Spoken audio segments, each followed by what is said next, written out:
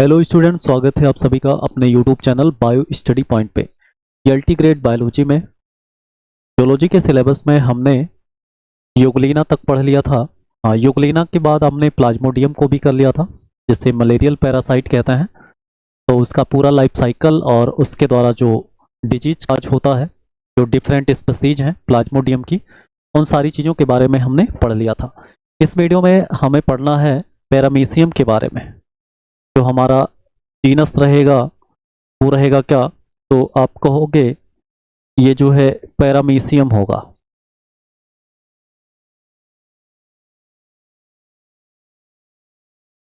Paramecium, तो paramecium के बारे में हमें पढ़ना है।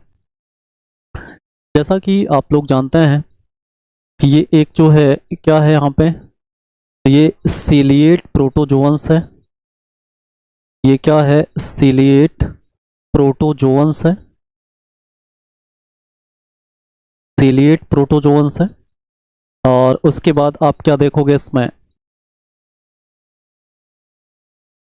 इसमें आप देखोगे कि पैरामीशियम जो होता है, इसकी पूरी बॉडी पर सीलिया पाया जाता है।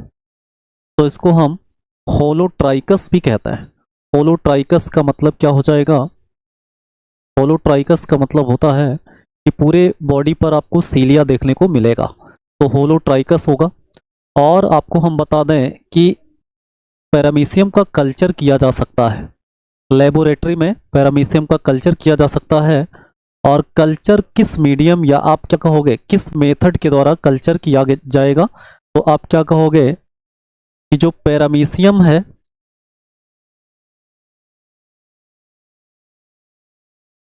Cultured in laboratory. लेबोरेटरी में इसका कल्चर किया जा सकता है।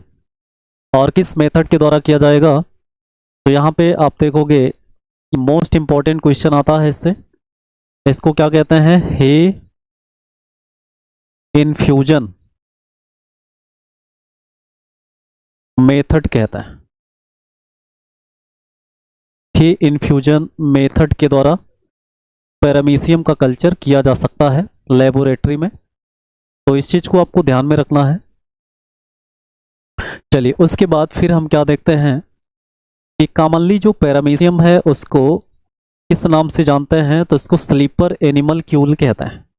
यानी जो पैरामीशियम का कॉमन नेम है, अगर हम कॉमन नेम की बात करें तो कॉमन नेम क्या होता है इसका, तो इसका कॉमन नेम है क्या, तो आप कहोगे ये स्लीपर एनिमल क्यूल है। इसको स्लीपर एनिमल क्यूल कहते हैं। Animal Kiul, sleeper animal Kiul कहते हैं, क्योंकि इसका शेप जो है वो स्लीपर के जैसा होता है। क्योंकि इसका जो शेप है वो किसके जैसा होगा? स्लीपर के जैसा, चप्पल के जैसा होता है। चलिए, उसके बाद आप क्या देखोगे इसमें कि इसकी जो बॉडी होती है, अगर उसकी बॉडी के पार्ट की हम बात करें तो इसमें क्या हो जाएगा, तो देखो आप इसकी बॉडी की बात करें यहाँ पे, तो बॉडी में आपको दो सरफेस मिल जाएगा। बॉडी विथ यहाँ पे क्या मिल जाएगा आपको? Oral and aboral, aboral surface मिल जाएगा। सरफेस मिल जाएगा, ओरल एंड एबोरल सरफेस मिलेगा यहाँ पे। तो इस तरह से ये जो है पैरामीशियम का कैरेक्टर है। इन सारी चीज़ों को आपको ध्यान में रखना है। ये सीलिएट प्रोटोजोअन्स है, इसको होलोट्राइकस कहते हैं। और पैरामीशियम का कल्चर किया जा सकता है या किया जाता है लेबोरेटरी में। किस मेथड के द्वारा? तो हे इन्फ्यूजन मेथड के द्वारा। इसका common name sleeper animal Kiul है। इसकी बॉडी में ओरल और एबोरल दो सरफेस पाए जाते हैं। तो ये सारी चीज़ें आपको ध्यान में रखना है। चलिए, अब हम नेक्स्ट स्लाइड पर आते हैं। देखिए,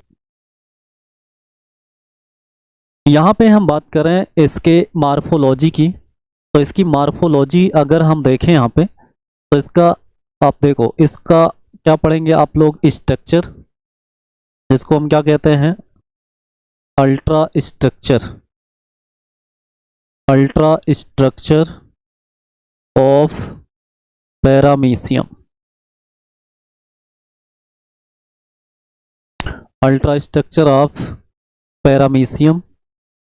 देखो पैरामीशियम का शेप तो आपको पता है कि इसका शेप कैसा होता है, तो स्लीपर शेप्ड होता है। अब आप देखो यहाँ पे कि ये कैसे बनता है। यहाँ पे आप देखोगे तो ऐसे कुछ इंड मिलेगा यहाँ पे, और फिर देखोगे आप ये थोड़ा सा ऐसे नुकीला होगा, और ये जो है ऐसे, और फिर यहाँ पे एक ओरल सरफेस मिलेगा। यहाँ पर क्या मिलेगा आपको, तो देखो आप इस तरह से ये क्या मिल जाएगा आपको, तो आपको यहाँ पे मिल जाएगा क्या, ये ऐसे स्ट्रक्चर्स मिल जाएगा यहाँ पे। तो इस तरह से ये पैरामीशियम का स्ट्रक्चर होगा। अब आप देखोगे कि जो पैरामीशियम की बॉडी है उसमें एक कवर पाया जाएगा, और इस कवर को क्या कहते हैं, तो इस कवर को पेलिकल कहते हैं। इसकी कवरिंग होती है, इसमें फेलिकल की कवरिंग पाई जाती है। उसके बाद फिर आप क्या देखोगे कि पेलिकल के बाहर जो होता है, मतलब ऐसे हेयर लाइक स्ट्रक्चर्स आपको निकले हुए दिखाई देंगे पूरी बॉडी पर। यहाँ पूरी बॉडी पर हेयर लाइक स्ट्रक्चर्स दिखाई देंगे कुछ इस तरह से। यहाँ पे इस तरह से कुछ स्ट्रक्चर्स देखने को मिलेंगे, जिसमें जो पोस्टीरियर इंड है उसके जो सीलिया होंगे वो लार्ज साइज के होंगे। बाकी आप देखोगे यहाँ पर कि यहाँ पर पूरे बॉडी के सरफेस पर आपको क्या देखने को मिलेगा, तो आप कहोगे कि ये सीलिया है। ये क्या है, सीलिया है। सीलिया के द्वारा इसमें लोकोमोशन होगा, ये सीलिएट्स है, आपको पता है। उसके बाद फिर आप देखोगे कि पेलिकल के जस्ट नीचे साइटोप्लाज्म की तरफ आपको कुछ और स्ट्रक्चर देखने को मिलेगा, जिसका शेप कुछ बॉटल शेप्ड होता है। क्या होता है, कुछ बॉटल शेप्ड स्ट्रक्चर्स में यहाँ पे पेलिकल के नीचे कुछ ऑर्गेनल्स देखने को मिलते हैं ऐसे, ये बॉटल शेप्ड होता है। जिनको किस नाम से जानते हैं, तो जिनको ट्राइकोसिस्ट कहते हैं। इनको क्या कहा जाएगा, यहाँ पे ट्राइकोसिस्ट कहा जाएगा। इस तरह से ऐसे पेलिकल के नीचे ये ऐसे पाए जाएंगे पूरे बॉडी के सरफेस की तरफ। आप देखोगे ऐसे ऐसे बॉटल शेप्ड स्ट्रक्चर्स यहाँ पर मिल जाएगा ये। और इस बॉटल शेप्ड स्ट्रक्चर्स को किस नाम से जाना जाएगा, तो इसको जाना जाएगा क्या, इसको ट्राइकोसिस्ट कहा जाएगा। इसको क्या कहा जाएगा, ट्राइकोसिस्ट। अभी देखेंगे आप लोग हर एक पार्ट का अपना इंपॉर्टेंट फंक्शन होता है। तो आप देखोगे इसमें ये ट्राइकोसिस्ट हो गया। उसके बाद क्या मिलेगा आपको, देखो यहाँ पे आप देखोगे कि इसमें एक लार्ज साइज का न्यूक्लियस देखने को मिलेगा कुछ इस तरह से, और एक क्या होगा यहाँ पे, हाँ एक स्मॉल साइज का। यहाँ पे आप क्या देखोगे कि एक स्मॉल साइज का ये न्यूक्लियस आपको देखने को मिलेगा। अब दो न्यूक्लियस होगा इसमें, तो आप क्या कहोगे, बड़े वाले न्यूक्लियस को किस नाम से जाना जाएगा, तो इसको मेगा न्यूक्लियस कहा जाएगा। इसको क्या कहा जाएगा, मेगा न्यूक्लियस। और जो छोटा वाला न्यूक्लियस है उसको किस नाम से जाना जाएगा, तो इसको कहा जाएगा क्या, माइक्रो न्यूक्लियस। क्या कहा जाएगा इसमें, माइक्रो न्यूक्लियस कहा जाएगा, माइक्रो न्यूक्लियस। और आप देखोगे कि यहाँ पे जो पोस्टीरियर इंड का यहाँ पे सीलिया होता है, ये लार्ज होकर के एक टफ्ट बनाता है। और जिस टफ्ट को किस नाम से जानते हैं, तो इसको कहते हैं क्या, कार्डल टफ्ट कहते हैं। इसको क्या कहते हैं, कार्डल टफ्ट कहा जाता है। तो इस तरह से ये क्या बन जाएगा, यहाँ पे कार्डल टफ्ट हो जाएगा। अब देखो यहाँ पे ये जो सैक लाइक स्ट्रक्चर्स आपको देखने को मिलता है, इस सैक लाइक स्ट्रक्चर्स को क्या कहते हैं, तो इसको ओरल ग्रुप कहते हैं। इसको क्या कहते हैं, ओरल ग्रुप कहते हैं। ओरल ग्रुप क्या करता है, तो ये इंगेशन का काम करता है, भोजन को ग्रहण करने का काम करता है। ओरल ग्रुप की बात करें तो इसमें कुछ और स्ट्रक्चर्स देखने को मिलते हैं, जैसे यहाँ पे एक ऐसे सर्कुलर स्ट्रक्चर्स देखने को मिलेगा। एक सर्कुलर स्ट्रक्चर्स यहाँ पर देखने को मिलेगा, और इस सर्कुलर स्ट्रक्चर्स के आगे एक छोटा सा कैनाल दिखाई देगा, और कैनाल के बाद यहाँ पर एक वैक्यूल का फॉर्मेशन होता हुआ दिखेगा यहाँ पे। और इस वैक्यूल में यहाँ पे क्या इकट्ठा रहेंगे, तो फूड, जो इसका भोजन है। अब आप क्या देखोगे कि इस ओरल ग्रुप में यहाँ पर ये जो ओपनिंग पाई जा रही है, इस ओपनिंग को किस नाम से जानते हैं? तो इसको साइटोस्टोम कहते हैं। इसको क्या कहेंगे? साइटोस्टोम। साइटोस्टोम के बाद आपको ये जो कैनाल देखने को मिल रहा है इसमें, इसको साइटोफेरिंग्स कहते हैं। इसको क्या कहते हैं? तो इसको साइटोफेरिंग्स कहा जाता है। तो ये साइटोफेरिंग्स हो जाएगा। उसके बाद यहाँ पे अंदर आप देखोगे तो यहाँ पे आप देखो ये क्या पाया जाएगा? तो आप कहोगे ये न्यूली फॉर्म्ड वैक्यूल पाया जाएगा इसमें, या फूड वैक्यूल आप क्या कहोगे इसको? आप इसको न्यूली फॉर्म फूड वैक्यूल कहोगे। Food vacuole, newly form food vacuole हो जाएगा। तो इस तरह से आप क्या देख रहे हो उसमें, ये ओरल ग्रुप के बाद यहाँ अगर भोजन करने की बात आई तो ये क्या करेगा? ये सीलियरी फिल्टर फीडर है। ये सीलिया के द्वारा वाटर करंट को ओरल ग्रुप तरफ लाता है, और फिर सीलिया जो होते हैं ओरल ग्रुप में वो क्या करते हैं? भोजन में प्रेजेंट जो फूड पार्टिकल्स हैं उसको इकट्ठा कर लेते हैं, और इकट्ठा करके उसको किस में भेजते हैं? साइटोस्टोम में। और साइटोस्टोम से साइटोफेरिंग्स के द्वारा ये इस वैक्यूल में चला जाता है, जिससे किसका निर्माण हो जाता है? फूड वैक्यूल का। और फूड वैक्यूल में ही फूड का डाइजेशन होता है। ये प्रोटोजोअन्स का कैरेक्टर होगा। अब देखो, अब इसमें और क्या पाया जाएगा? अभी तो मोस्ट इंपॉर्टेंट आर्गन इसका बचा हुआ है। इसमें आप देखोगे कि पोस्टीरियर इंड की तरफ, इधर इस साइड की तरफ आप देखोगे तो यहाँ पर एक ऐसे स्टार लाइक स्ट्रक्चर दिखेगा, और इस साइड में देखोगे तो यहाँ पर भी क्या दिखेगा? Star like structures. इसको क्या कहते हैं? तो इसको कॉन्ट्रैक्टाइल वैक्यूल कहते हैं। आप देखो ऊपर वाले को क्या कहेंगे? तो इसको कहते हैं क्या? एंटीरियर सीबी कहते हैं। सीबी मतलब कॉन्ट्रैक्टाइल वैक्यूल, जो एक्सक्रेशन और ऑस्मा रेगुलेशन का काम करता है। और इसको क्या कहोगे आप? तो इसको कहोगे पोस्टीरियर सीबी। इसको क्या कहना आपको? Posterior CB, contractile vacuole. तो दो कॉन्ट्रैक्टाइल वैक्यूल भी पाया जाएगा इसमें। और उसके बाद ये पूरा इसका क्या हो जाएगा? तो ये पूरा इसका साइटोप्लाज्म हो जाएगा। ये साइटोप्लाज्म है। तो इस तरह से ये पैरामीशियम और कार्डल टफ्ट जो पाया जा रहा है ये केवल स्पेसिफिक स्पीशीज में पाया जाता है। यहाँ पे आप ये जो डायग्राम बनाए हुए हैं, ये जो डायग्राम है ये किसका फिगर है? तो ये एक पैरामीशियम की जाति है जिसको क्या कहते हैं? तो पैरामीशियम कार्डेटम कहते हैं इसको। पैरामीशियम कार्डेटम कहते हैं, पैरामीशियम कार्डेटम। और आपको बता दें कि ये जो है पैरामीशियम की मोस्ट कॉमन स्पीशीज है। ये क्या है? मोस्ट कॉमन स्पीशीज है। मोस्ट कॉमन स्पीशीज है। तो इस तरह से पैरामीशियम कार्डेटम क्या है? तो ये पैरामीशियम की सबसे कॉमन टाइप की स्पीशीज है जो कॉमनली पाई जाती है। तो आप इस तरह से इसका स्ट्रक्चर देख लेंगे। उसके बाद ये जो फूड वैक्यूल बनता है, अभी आप पढ़ोगे इसमें कि फूड वैक्यूल में एक मूवमेंट होता है जिसको साइक्लोसिस कहता है। तो साइक्लोसिस मूवमेंट आपको पैरामीशियम के साइटोप्लाज्म में, खासकर एंडोप्लाज्म में देखने को मिलेगा, जिसमें फूड वैक्यूल जो बनते हैं वो सर्कुलेट करेंगे एक डिफिनिट पाथ पर और फूड का डाइजेशन करेंगे।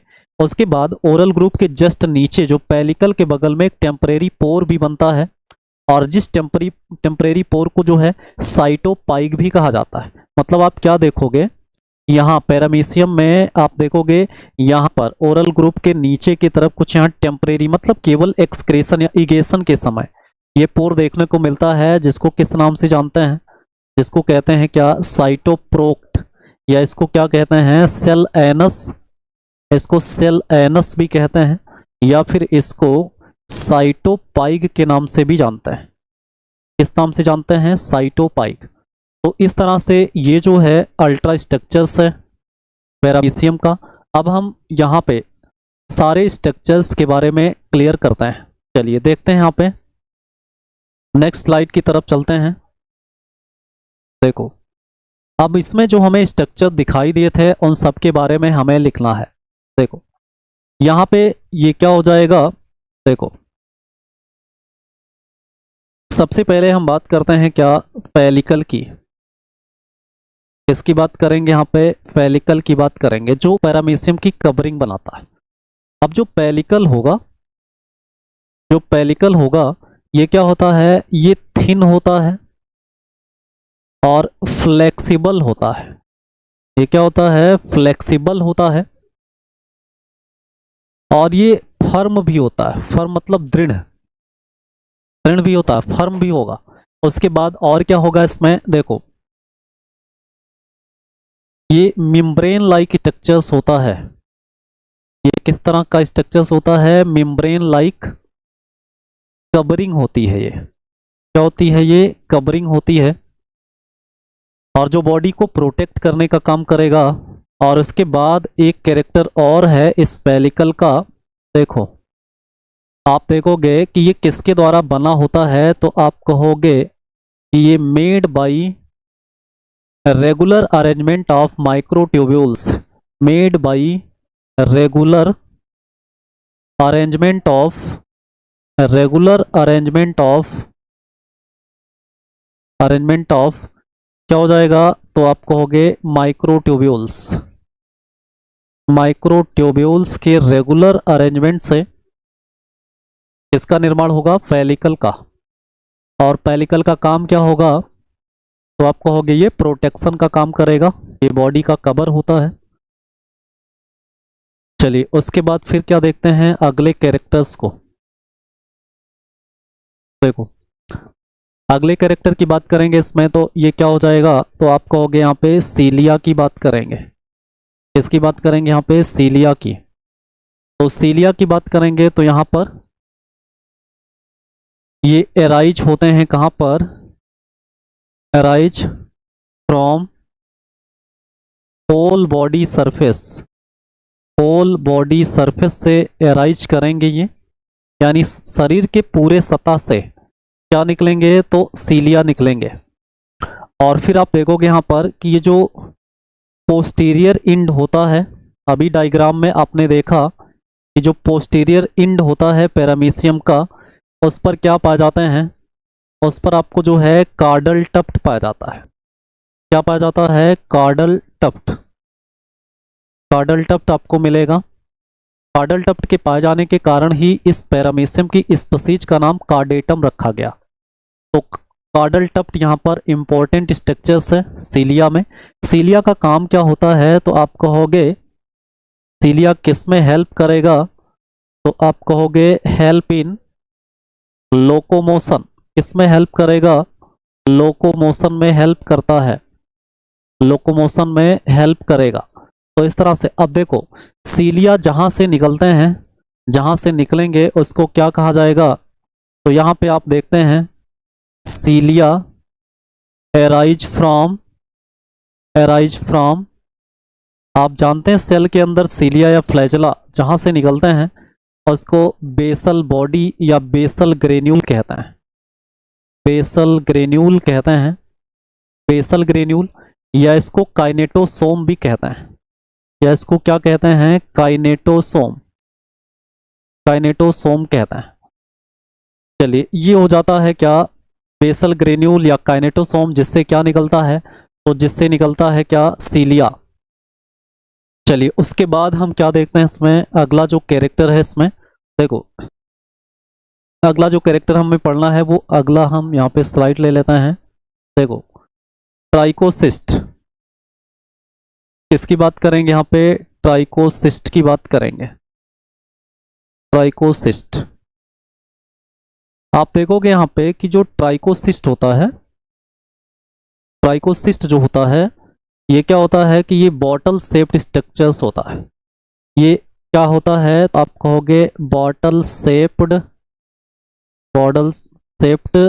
ऑर्गेनल्स हो जाएगा, ऑर्गेनल्स हो जाएगा, बॉटल शेप्ड ऑर्गेनल्स हो जाएगा। और फिर आप क्या देखोगे इसमें, ये जो है analogous to nematocyst of hydra भी होगा, क्योंकि ये जो है इसका ऑर्गन है, तो organ of offence and defence, offence, organ of offence,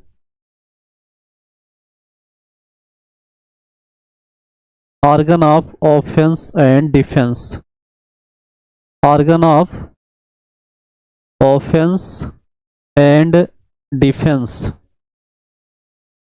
ये organ of offence and defence है।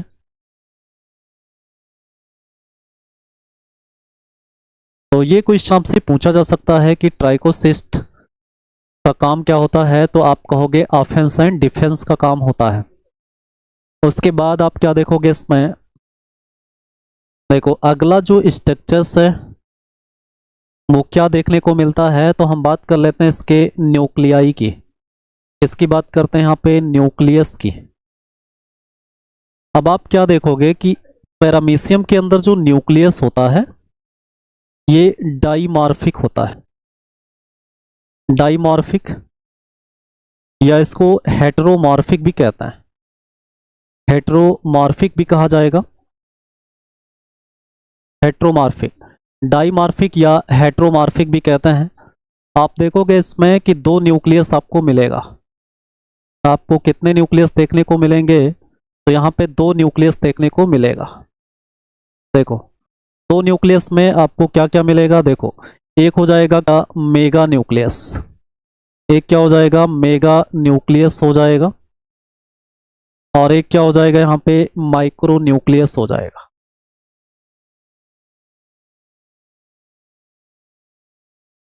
माइक्रो न्यूक्लियस, मेगा न्यूक्लियस और माइक्रो न्यूक्लियस, ये दो न्यूक्लियस आपको देखने को मिलेगा। देखो अब हम बात करते हैं क्या, जो मेगा न्यूक्लियस होगा ये लार्ज होगा, ये लार्ज होगा, लार्ज होगा, और क्या होगा, ये किडनी शेप्ड होगा। किस शेप का होता है, तो आप कहोगे ये किडनी शेप्ड होता है, किडनी शेप्ड होगा। और क्या होता है, तो आप कहोगे कि ये पॉलीपोलॉइड होता है। ये क्या होता है, मोस्ट इंपॉर्टेंट कैरेक्टर है ये पॉलीपोलॉइड, ये क्या होगा पॉलीपोलॉइड होता है। तो लार्ज होगा, किडनी शेप्ड होगा और पॉलीपोलॉइड होगा। और आपको बता दें कि ये काम क्या करता है, इसका फंक्शन क्या होता है, तो इसके फंक्शन की बात करेंगे तो ये रेगुलेट करता है मेटाबॉलिक एक्टिविटी को, मोस्ट इंपॉर्टेंट कैरेक्टर है। तो regulate metabolic activity, metabolic activity, metabolic activity को ये क्या करेगा, रेगुलेट करेगा। अब वहीं पर हम बात करें माइक्रो न्यूक्लियस की, तो माइक्रो न्यूक्लियस क्या होता है, तो ये स्मॉल होता है, स्मॉल होता है, और ये स्फेरिकल होता है, स्फेरिकल होता है, स्फेरिकल होता है। और ये क्या होता है, तो आप कहोगे ये डिप्लॉयड होता है, ये क्या होता है, डिप्लॉयड होता है। और आपको बता दें ये काम क्या करेगा, तो ये क्या रेगुलेट करता है, तो ये रेगुलेट करेगा कौन सी एक्टिविटी को, तो आप क्या कहोगे, ये रेगुलेट करेगा क्या, रिप्रोडक्टिव एक्टिविटी को। किसको, रिप्रोडक्टिव एक्टिविटी, रिप्रोडक्टिव एक्टिविटी को कौन रेगुलेट करेगा, तो आप कहोगे कि माइक्रो न्यूक्लियस। और आपको बता दें कि रिप्रोडक्टिव एक्टिविटी कहो या फिर आप क्या कह सकते हो कि ये न्यूक्लियस पैरामीशियम के जेनेटिक इंफॉर्मेशन को कंजर्व करके रखता है। यानी ये क्या होता है, तो आप क्या कहोगे, ये जेनेटिक रिजर्व होता है पैरामीशियम का, जेनेटिक रिजर्व होता है, ये जेनेटिक रिजर्व होता है, क्योंकि सारे कैरेक्टर्स वाले जो जीन हैं जो जनरेशन टू जनरेशन ट्रांसमिट होते हैं वो माइक्रो न्यूक्लियस के पास होता है। मेगा न्यूक्लियस तो माइक्रो न्यूक्लियस के द्वारा ही बनाया जाता है। जब आप रिप्रोडक्शन का प्रोसेस पढ़ेंगे तो उसमें आपको मिलेगा। चलिए ये सब आपको नोट कर लेना है, मोस्ट इंपॉर्टेंट है। उसके बाद अगला क्या देखते हैं हम, देखो न्यूक्लियस के आधार पर पैरामीशियम की कुछ जातियां होती हैं और इन जातियों से क्वेश्चन आते हैं। देखो होता क्या है इसमें, जैसे हम यहाँ पर बात करें क्या, देखो पैरामीशियम की एक स्पीसीज है जिसको कहते हैं क्या, कार्डेटम, पैरामीशियम कार्डेटम। पैरामीशियम की कौन सी स्पीसीज है, ये कार्डेटम है। अगर कार्डेटम की बात करें तो इसमें क्या पाया जाता है, तो पैरामीशियम की इस स्पीसीज में एक मेगा न्यूक्लियस पाया जाता है, एक क्या पाया जाता है, मेगा न्यूक्लियस, और एक ही क्या पाया जाता है, माइक्रो न्यूक्लियस। एक ही क्या पाया जाएगा, माइक्रो न्यूक्लियस पाया जाएगा। तो एक मेगा न्यूक्लियस मिलेगा और एक माइक्रो न्यूक्लियस मिलेगा। वहीं पर हम बात करें किसका, देखो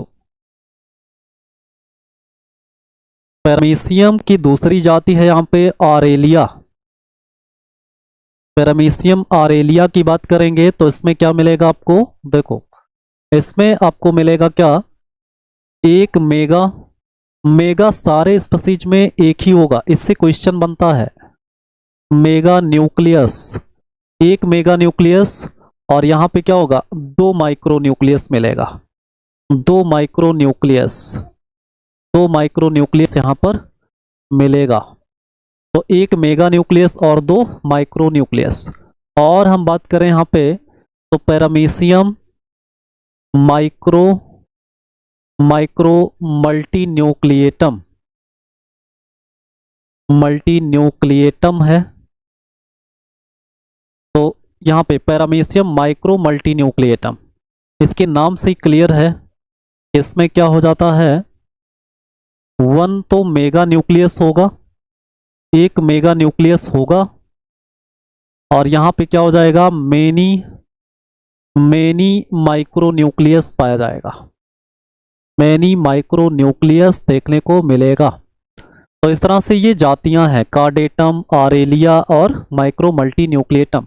और आपको बता दें यहाँ पे पैरामीशियम की एक स्पीशीज और हम बात करते हैं तो उसका कैरेक्टर क्या है, उसमें कुछ सिम्बायोटिक एल्गा पाए जाते हैं। तो यहाँ पे पैरामीशियम वर्सेरिया, पैरामीशियम वर्सेरिया एक मोस्ट इंपॉर्टेंट स्पीशीज है। ये क्या होता है तो आप कहोगे ये जो है ग्रीन कलर्ड पैरामीशियम होता है, ये ग्रीन कलर्ड,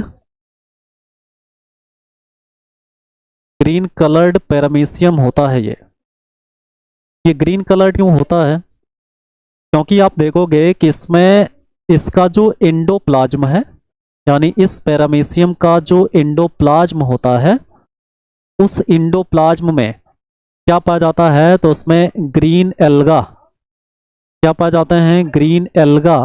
और ग्रीन एल्गा में मोस्टली क्या पाए जाते हैं, क्लोरेला,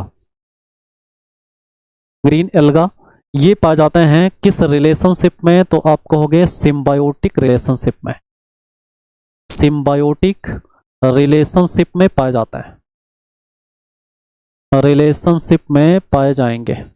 तो सिम्बायोटिक अब ग्रीन कलर का पैरामीशियम कौन सा है तो आप कहोगे पैरामीशियम वर्सेरिया। तो ये पैरामीशियम की जातियों के बारे में हमने आपको बताया। चलिए अगला क्या देखते हैं यहाँ पे, देखो ये तो बात हो गई किसकी, न्यूक्लियस की। अब हम बात करते हैं क्या, देखो अब हम बात करते हैं क्या, ओरल ग्रुप की। इसकी बात करेंगे यहाँ पे, देखो ओरल ग्रुप की बात करता है, ओरल ग्रुप। अब देखो आप ओरल ग्रुप होता कैसे है तो आप क्या कहोगे, यहाँ पे ये ऐसे आकर के और ऐसे स्ट्रक्चर्स बनेगा, और आप देखोगे ये पैरामीशियम का ऐसे स्ट्रक्चर्स बनता है।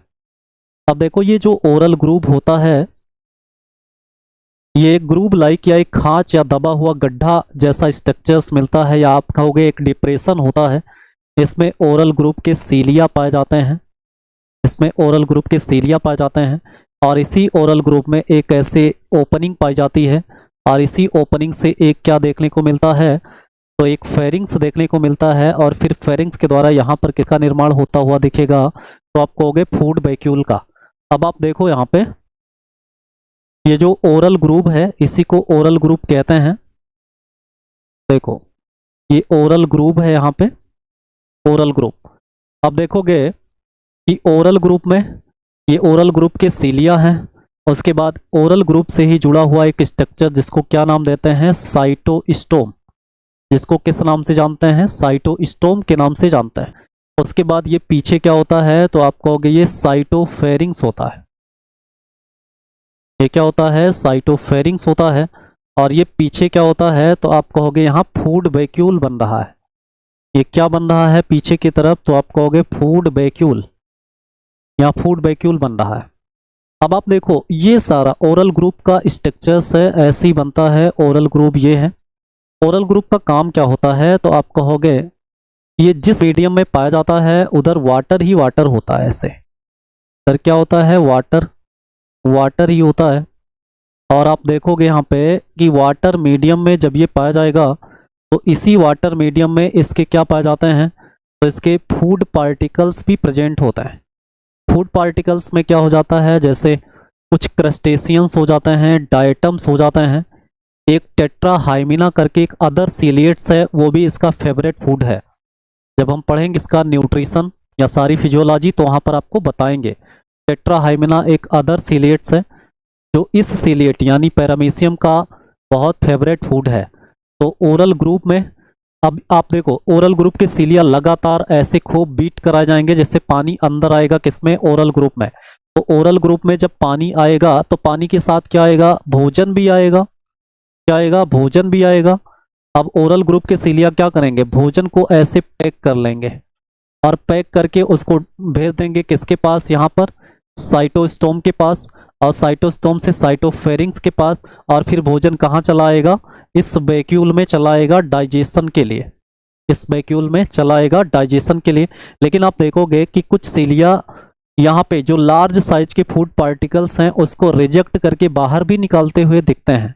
केवल फूड पार्टिकल अंदर ही नहीं जाता है, जबकि फूड पार्टिकल कुछ बाहर भी जाता है जो लार्ज साइज के होता है। तो इससे एक रिजेक्शन पाथ भी बनता है, रिजेक्शन पाथ भी यहाँ पर बनेगा। अब आप ओरल ग्रुप ये किसका काम करेगा, तो आपने क्या देखा, ओरल ग्रुप किसका काम कर रहा है, तो ये इंगेशन में हेल्प करेगा। ये किसमें हेल्प करेगा, इंगेशन में हेल्प करता है। यानी ये जो है किसमें हेल्प करेगा, तो आप कहोगे फूड कैप्चरिंग में। किसमें हेल्प करेगा, भोजन को पकड़ने में हेल्प करता है, फूड कैप्चरिंग में ये हेल्प करेगा। और आपको बता दें ये इंगेशन या फूड कैप्चरिंग का काम करेगा, लेकिन ये भोजन को पकड़ने का जो मेथड है, अगर सीलिया बीट करके वाटर कैरेंट को अंदर लाते हैं जिसके साथ भोजन आते हैं, फिर भोजन को पकड़कर उसको फूड वैक्यूल में भेजा जाता है, तो ऐसे इंगेशन वाले मेथड को क्या कहते हैं, तो इसको सीलियरी फिल्टर फीडर कहते हैं। तो पैरामीशियम क्या है, तो पैरामीशियम एक सीलियरी फिल्टर फीडर है जिसके द्वारा ये क्या करता है, भोजन के पार्टिकल्स को पकड़ करके खा लेता है और भोजन चला जाता है कहाँ पर, ये नए फूड वैक्यूल्स में। ऐसे ये फूड वैक्यूल जब बनकर कंप्लीट हो जाएंगे तो ये टूट करके फिर आगे चले जाएंगे, इस तरह से ये आगे चले जाएंगे यहाँ पर, और फिर से नए फूड वैक्यूल का निर्माण यहाँ साइटोफेरिंग्स के नीचे होता रहेगा।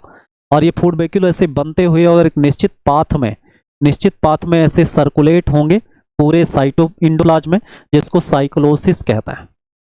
चलिए ये ओरल ग्रुप हो जाएगा जो क्या करता है, इंगेशन का काम करेगा। चलिए अगला क्या पढ़ते हैं इसमें, आप देखो। हाँ, तो यहाँ पे थोड़ा सा फूड को हम लिख ही लेते हैं। देखो जो मोस्ट फेवरेट फूड है, मोस्ट फेवरेट फूड की अगर हम बात करें तो पैरामीशियम का सबसे फेवरेट फूड क्या है, तो आप कहोगे कि वो टेट्राहाइमिना है। क्या है वो, तो आप कहोगे कि वो है टेट्राहाइमिना। टेट्राहाइमिना है। और आपको बता दें टेट्राहाइमिना भी एक क्या है, प्रोटोजोअन्स है। ये क्या है, ये अनदर सीलिएट्स है, मतलब खुद भी सीलिएट्स है ये और दूसरे सीलिएट्स को खाता भी है, जिसका नाम है क्या, टेट्राहाइमिना। ये फेवरेट फूड है पैरामीशियम का। चलो और क्या देखते हैं इसमें, देखो अब हम बात करते हैं किसके बारे में, तो फूड वैक्यूल के बारे में बात करते हैं। देखो अब हम बात करेंगे किसके बारे में, तो आप देखो इसमें फूड वैक्यूल की बात करता है। फूड वैक्यूल की बात करेंगे तो आपको क्या मिलेगा यहाँ पे, कि जो नया फूड वैक्यूल बनता है वो ओरल ग्रुप के जस्ट पीछे साइटोफेरिंग्स के नीचे बनता है। और फूड वैक्यूल्स जो बनते हैं वो क्या करते हैं, तो आप कहोगे कि ये देखो ऐसे मान लो कि ये पैरामीशियम है, इससे क्वेश्चन बनते हैं इस तरह से। ये अब इसमें क्या देखोगे आप, देखो यहाँ पे जैसे यहाँ पे आपको क्या बनता हुआ दिखाई देगा, यहाँ फूड वैक्यूल बनेगा और फिर ये फूड वैक्यूल निकल कर इधर पीछे की तरफ जाएगा, फिर ये इधर घूमेगा, फिर ये आगे जाएगा, फिर ये इधर जाएगा, फिर इधर जाएगा, फिर ये वापस आएगा। ऐसे फूड वैक्यूल क्या करेगा, देखो अब ये फूड वैक्यूल जब आया तो ये आ करके और यहाँ पर एक टेम्परेरी पोर खुलेगा, और टेम्परेरी पोर के रास्ते ये क्या हो जाएगा, तो ये जो है बाहर हो जाएगा। टेम्परेरी पोर को क्या कहते हैं, तो आप कहोगे साइटोपाइक कहता है। अब देखो आप, ये जो फूड वैक्यूल है ये यहाँ से बना, ऐसे निकलेगा, फिर ऐसे ये ऐसे एक निश्चित पाथ पर एंडोप्लाज्म में क्या होगा, ऐसे सर्कुलेट होगा, ऐसे सर्कुलेट होता रहेगा। और सर्कुलेट होकर के ये क्या करता रहेगा, तो सर्कुलेट होकर के ये अंदर किसको डाइजेस्ट करता रहेगा, भोजन को। ये भोजन को क्या करता रहेगा, डाइजेस्ट करता रहेगा। लास्ट में फूड वैक्यूल में जब केवल क्या बचता है, अनडाइजेस्टेड फूड, तो वो किसके थ्रू बाहर निकल जाते हैं, तो आप कहोगे साइटोपाइक के द्वारा। साइटोपाइक, देखो साइटोपाइक के द्वारा ये निकलते हैं। और आपको बता दें कि ये जो साइटोपाइक है, ये इसको साइटोप्रोक्ट या सेल एनस भी कहते हैं। अभी हमने इसके बारे में बनाया था। अब देखो साइटोपाइक करता क्या है, तो ये टेम्परेरी पोर है। ये क्या है, टेम्परेरी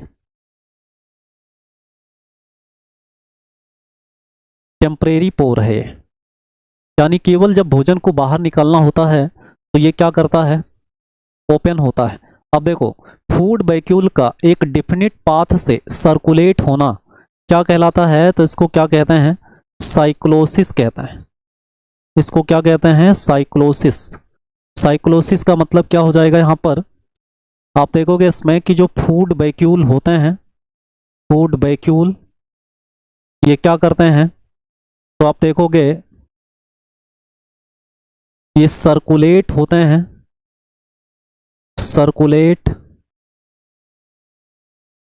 इन डेफिनिट पाथ, डेफिनिट एक निश्चित रास्ते से ये सर्कुलेट होते हैं, इन डेफिनिट पाथ।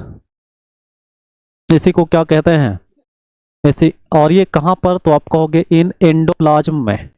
कहाँ पर, एंडोप्लाज्म में ये क्या करते हैं, सर्कुलेट होते रहते हैं।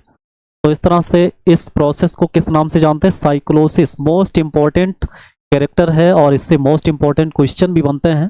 तो साइक्लोसिस ये फूड वैक्यूल और भोजन को पचाने का प्रोसेस है। अब हम बात करें कि जो फूड का डाइजेशन है, फूड का जो डाइजेशन है वो कहाँ पर होगा, तो फूड का डाइजेशन अगर हम देखें तो वो कहाँ पर होता है, तो आप कहोगे inside food vacuole. Inside food vacuole, food vacuole के अंदर भोजन का पाचन होगा और फूड वैक्यूल में साइक्लोसिस मूवमेंट पाया जाएगा। अब देखेंगे यहाँ पे कि अगर फूड वैक्यूल के अंदर डाइजेशन होता है तो ऐसे डाइजेशन को हम क्या कहते हैं, तो ऐसे डाइजेशन को हम कहते हैं क्या, इंट्रासेलुलर डाइजेशन। क्या कहते हैं इसको, इंट्रासेलुलर डाइजेशन कहते हैं। इंट्रासेलुलर डाइजेशन कहा जाता है, इंट्रासेलुलर डाइजेशन कहते हैं। तो फूड का डाइजेशन कहाँ पर होगा, तो फूड वैक्यूल में होगा। और आपको बता दें कि जो फूड वैक्यूल है, ये फूड वैक्यूल, इस पॉइंट को भी आपको नोट करना है। जो फूड वैक्यूल होता है वो क्या होता है, तो एच फर्स्ट एसिडिक, फर्स्ट पहले क्या होता है, एसिडिक होता है, और बाद में क्या होता है, देन एल्केलाइन हो जाता है। ऐसा भी क्वेश्चन आपसे पूछा जाता है कि भोजन का पाचन जो होता है पहले किस मीडियम में होगा और बाद में किस मीडियम में होगा, तो पहले एसिडिक मीडियम में होगा और बाद में एल्केलाइन मीडियम में होता है। तो ये सारी चीज़ें आपको नोट कर लेना है, ये सारी चीज़ों से क्वेश्चन बनते हैं एग्जाम में। चलिए अगला क्या पढ़ते हैं यहाँ पे, चलो फूड वैक्यूल के बाद क्या पढ़ेंगे, तो आप क्या देखोगे यहाँ पे,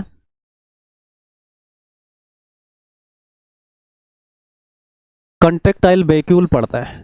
क्या पढ़ते हैं यहाँ पे, कंट्रेक्टाइल वैक्यूल। चलो देखते क्या है यहाँ पे,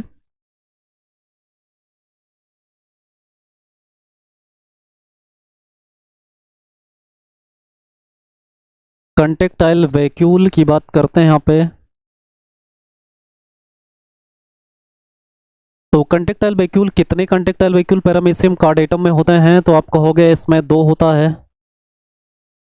तो क्या होगा इसमें, देखो एक होगा एंटीरियर सीबी एक क्या होगा, एंटीरियर सीवी होता है, और एक क्या होता है, पोस्टीरियर सीवी। पोस्टीरियर सीवी या कंट्रेक्टाइल वैक्यूल होता है। अब आपको बता दें कि जो पोस्टीरियर सीवी है, ये जो है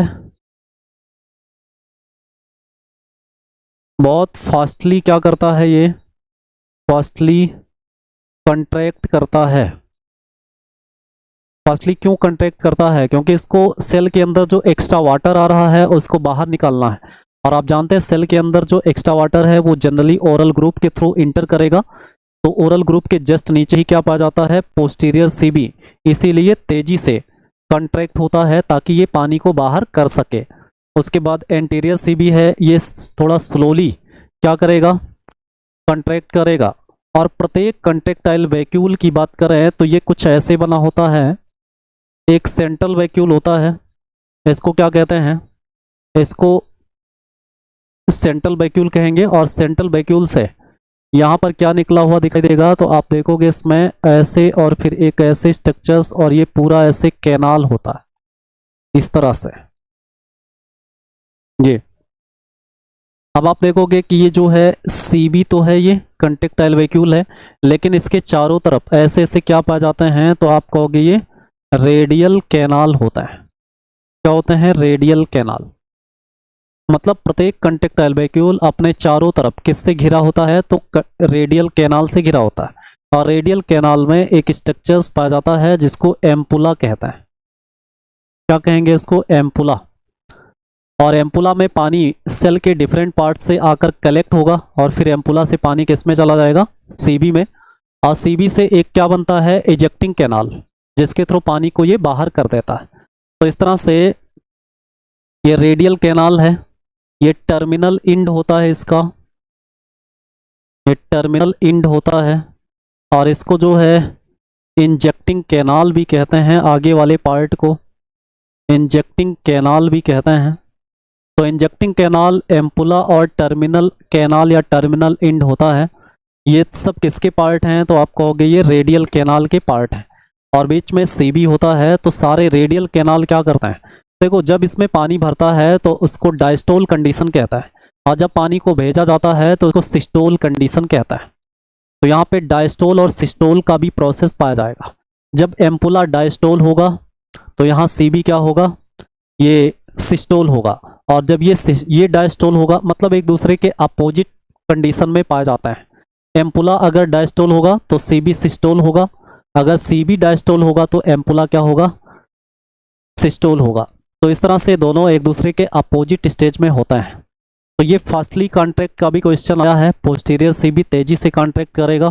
प्रत्येक सीबी तमाम रेडियल कैनाल से सराउंडेड होगा जिसमें एम्पुला पाया जाएगा। चलिए उसके बाद सीबी का काम क्या होता है, तो आप कहोगे इसका काम किसमें हो जाएगा, तो help in excretion, help in excretion and osmoregulation. Osmoregulation में ये हेल्प करेगा, ऑस्मा रेगुलेशन में ये हेल्प करेगा।